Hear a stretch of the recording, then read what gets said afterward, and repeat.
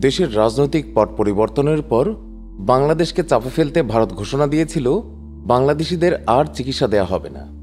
ভারত ভেবেছিল তাদের এই সিদ্ধান্ত বিপাকে ফেলে দেবে বাংলাদেশিদের, কিন্তু বিধিবাম বাংলাদেশিদের শিক্ষা দিতে গিয়ে উল্টো কঠিন শিক্ষা পেয়ে গেল মোদী সরকার। বন্ধের উপক্রম কলকাতার অনেকগুলো হাসপাতাল। ভারত ছেড়ে বাংলাদেশিরা আরও কম খরচে থাইল্যান্ডে চিকিৎসা নিচ্ছে। এদিকে থাইল্যান্ডের পর চিকিৎসা খাতে বাংলাদেশের পাশে দাঁড়াচ্ছে তুরস্ক, চীন এবং সৌদি আরব। এসব দেশ বাংলাদেশে আন্তর্জাতিক মানের হাসপাতাল বানাতে চায়, ফলে বাংলাদেশিদের আর যেতে হবে না দাদাদের দেশে। সব মিলে এই মুহূর্তে ভারতের অবস্থা ঠিক কতটা করুন। কবে নাগাদ বাংলাদেশে হাসপাতাল চালু করবে চীন? চলুন বিস্তারিত জেনে নেওয়া যাক।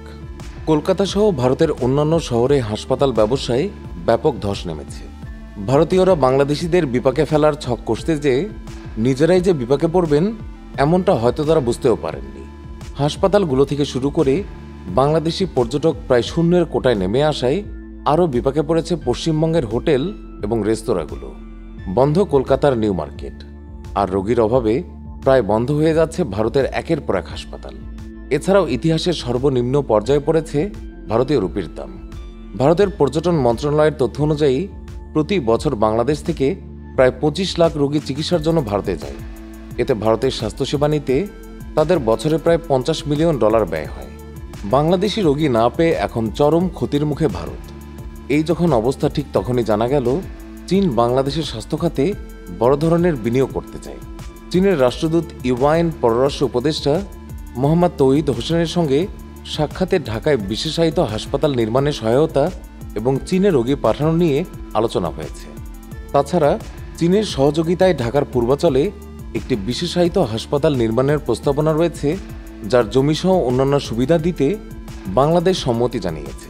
চিকিৎসা খাতে দুই দেশের সম্পর্কের অংশ হিসেবে বাংলাদেশি রোগীদের জন্য চীনের ইউনান প্রদেশের কুনমিংয়ের 4টি হাসপাতাল নির্দিষ্ট করার জন্য চীনকে অনুরোধ করেছে অন্তর্বর্তী সরকার।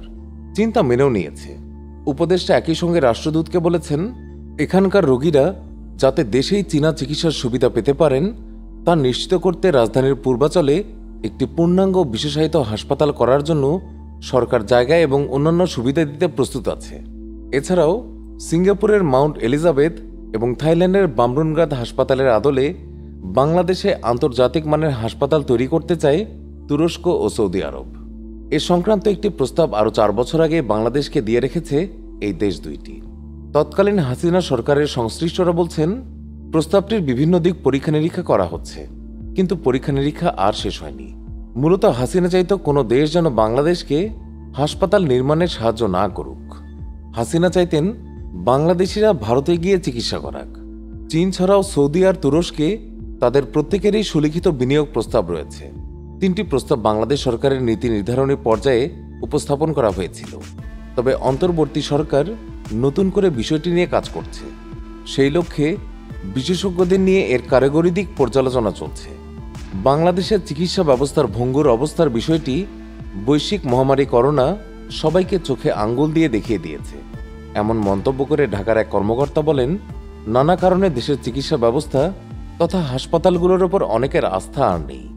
আস্থা ফেরানোর চেষ্টার পাশাপাশি দেশে উন্নত মানের হাসপাতাল নির্মাণের বিষয়টিও ইতিবাচকভাবে দেখা হচ্ছে। এই বিষয়ে দেশি বিদেশি অনেক প্রস্তাব এখন আলোচনার টেবিলে। করোনার কারণে বিদেশ যাত্রা, বিশেষত রোগীদের যাতায়াতে বিধিনিষেধ আরোপে বিভিন্ন দেশে নিয়মিত চিকিৎসা গ্রহণকারী বাংলাদেশিরা মারাত্মক বিপাকে পড়ে। ফলে বাংলাদেশের সব শ্রেণীর রোগীদের, সাধারণ হাসপাতাল এবং বিত্তশালীদের জন্যও সিঙ্গাপুরের মাউন্ট এলিজাবেথ এবং থাইল্যান্ডের বামরুনগ্রাদ হাসপাতালের আদলে বিদেশি বিনিয়োগে বাংলাদেশে এক বা একাধিক হাসপাতাল নির্মাণের বিষয়টি সক্রিয়ভাবে বিবেচনা করা হচ্ছে। সব মিলিয়ে বাংলাদেশে আন্তর্জাতিক মানের চিকিৎসা সেন্টার গড়ে তোলার বিষয়ে সরকারের নীতি নির্ধারকরা ভাবছেন। সেটি একক বা যৌথ, দেশি কিংবা বিদেশি যে বিনিয়োগেরই হোক না কেন। সে কারণে করোনাকালে আসা হাসপাতাল নির্মাণের প্রস্তাবগুলো গুরুত্বের সাথে বিবেচনা করা হচ্ছে। কর্মকর্তারা বলছেন, চীনের প্রস্তাবে প্রতি বছর বাংলাদেশ থেকে কয়েক লাখ লোকের উন্নত চিকিৎসার জন্য বিদেশে যাওয়ার বিষয়টি ফোকাস করা হয়েছে। বলা হয়েছে, তাদের কথা মাথায় রেখেই বাংলাদেশে উন্নত মানের হাসপাতাল নির্মাণে বড় বিনিয়োগে আগ্রহী চীন। তাদের প্রস্তাবটি বহুমাত্রিক। মূলত হাসপাতালটি রাজধানীর উপকণ্ঠে কিংবা আশেপাশের যে কোনো শহরে হতে পারে, তবে অবশ্যই শহরটির সঙ্গে বিমান, রেল এবং বাসের সরাসরি এবং নির্বিঘ্ন যোগাযোগ সুবিধা থাকতে হবে। বেইজিংয়ের এই প্রস্তাবে আরও বলা হয়েছে, বিভাগীয় শহর এবং জেলাগুলোতেও তারা হাসপাতাল তৈরিতে আগ্রহী, তবে এই ক্ষেত্রে অবশ্য তাদের চাহিদা মাফিক জমি এবং নির্বিঘ্ন যোগাযোগ সুবিধা নিশ্চিত করতে হবে।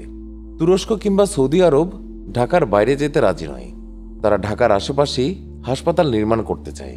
চীন সরকারের পেট্রনে China machineries engineering corporation CMEC এর হাসপাতাল নির্মাণ সংক্রান্ত বিনিয়োগ প্রস্তাবনায় বলা হয়েছে, পর্যায়ক্রমে বাংলাদেশের বিভিন্ন বিভাগীয় শহর এবং জেলা পর্যায়েও তারা আন্তর্জাতিক মানসম্পন্ন হাসপাতাল তৈরিতে বিনিয়োগ করতে চায়। এলাকা এবং জনসংখ্যার বিবেচনায় ওই হাসপাতালগুলোর শয্যা নির্ধারিত হবে। প্রত্যেকটি হাসপাতাল সর্বনিম্ন 500 থেকে সর্বোচ্চ 1000 শয্যার হবে। সব মিলে বাংলাদেশে প্রায় 50,000 শয্যার 50 থেকে 100টি হাসপাতাল নির্মাণের পরিকল্পনা রয়েছে চীনের। চীন প্রস্তাবিত বিভাগীয় এবং জেলা শহরের হাসপাতাল হবে অনেকটাই ডিজিটাল। হাসপাতালগুলোর চিকিৎসক এবং নার্সের 70% থাকবে বাংলাদেশি, বাকি 30% বিদেশি। তা চীনসহ বিভিন্ন দেশ থেকে নিয়োগ হবে। প্রত্যেক হাসপাতালের সঙ্গে যুক্ত থাকবে একটি প্রশিক্ষণ ইনস্টিটিউট, যেখানে চিকিৎসক এবং নার্সের পাশাপাশি টেকনিশিয়ানদের নিয়মিত প্রশিক্ষণে গড়ে তোলা হবে।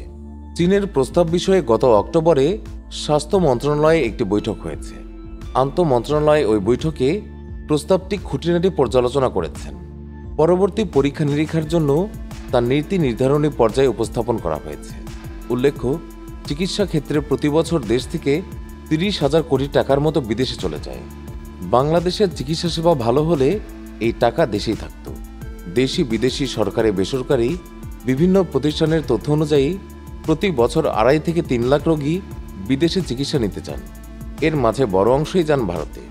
ভারতের মেডিকেল ট্যুরিজম বিষয়ক প্রফেশনাল সেবা নেটওয়ার্ক গ্র্যান্ড থর্টনের প্রতিবেদনে বলা হয়েছে, প্রায় 4 থেকে 500 কোটি ডলারের বেশি ভারতের মেডিকেল ট্যুরিজম খাতে বড় অবদান বাংলাদেশের। এই প্রস্তাবগুলো আরও 4 বছর আগেই দিয়ে রেখেছে এই 3 দেশ।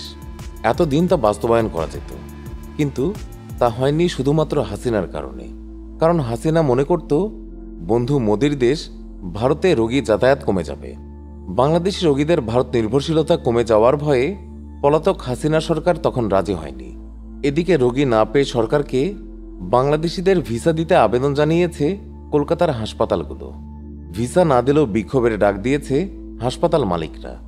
সব মিলে বাংলাদেশের সঙ্গে লাগতে এসে এখন উল্টো নিজের পায়ে কুড়াল মেরে বসেছে ভারত। এদিকে সব শ্রেণীর মানুষের একটাই লক্ষ্য, যতদিন বাংলাদেশে আন্তর্জাতিক মানের হাসপাতাল নির্মিত হবে না, ততদিন তারা চীন কিংবা থাইল্যান্ডে যাবেন। উল্লেখ্য, ভারতের চেয়েও কম খরচে আরও আধুনিক চিকিৎসা পাওয়া যায় থাইল্যান্ডে। সুপ্রিয় দর্শক, ভারতের এই করুণ অবস্থায় আপনার প্রতিক্রিয়া জানিয়ে কমেন্ট করুন। ভিডিও ভালো লাগলে লাইক এবং শেয়ার করুন, আর অবশ্যই চ্যানেলটি সাবস্ক্রাইব করুন। সবাইকে আন্তরিক ধন্যবাদ।